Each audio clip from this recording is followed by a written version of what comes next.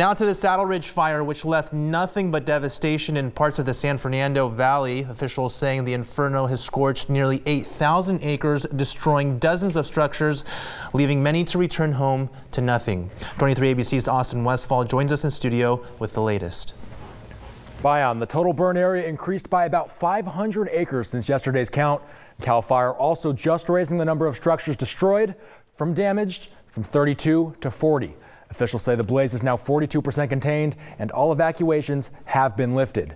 Now, the worst of the fire came late Thursday and early Friday morning when it ripped through Sylmar and Porter Ranch.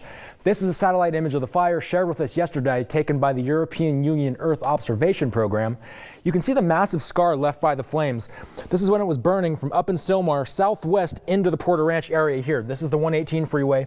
This is Interstate 5. Since this photo was taken yesterday, the fire started creeping up to the 5 up here in the Newhall Pass area. This is around where the Oak Tree Gun Club is.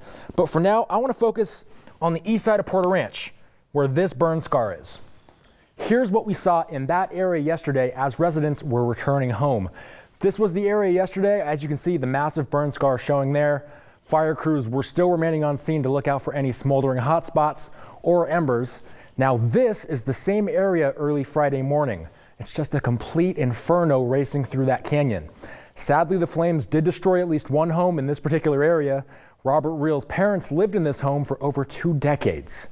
There was a lot of china, old style wine glasses, just a lot of handmade stuff, just a lot of stuff like that. They had a lot of antiques in the house.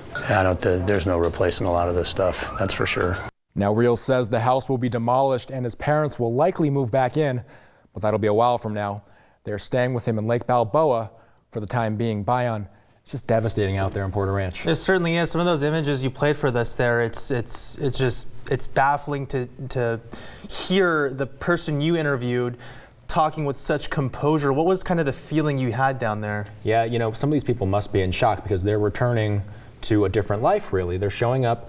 That house was a complete loss, and there were many others like it. Unfortunately, Porter Ranch is made up of all homes, and it's right up next to the Santa Susana Mountains. A lot of people there expect something like this to happen, but obviously when disaster strikes, you never truly are ready for it. Certainly, and you're from this area, Austin, and a lot of those areas you've seen prior to the fire. What did it look like before compared to this stuff you saw it do after the fire? Yeah, I remember I used to play basketball in Porter Ranch all the time, and really tons of my friends, I used to hang out in that area all the time. Tons of houses, beautiful area. Sadly, like I mentioned, when the Santa Ana winds kick up, it always just blows the flames directly into harm's way. And sadly, we saw a pretty bad fire over the past couple days. Yeah, certainly. Thanks for your coverage there. And this is one of several realities, people going home to nothing. To that other inferno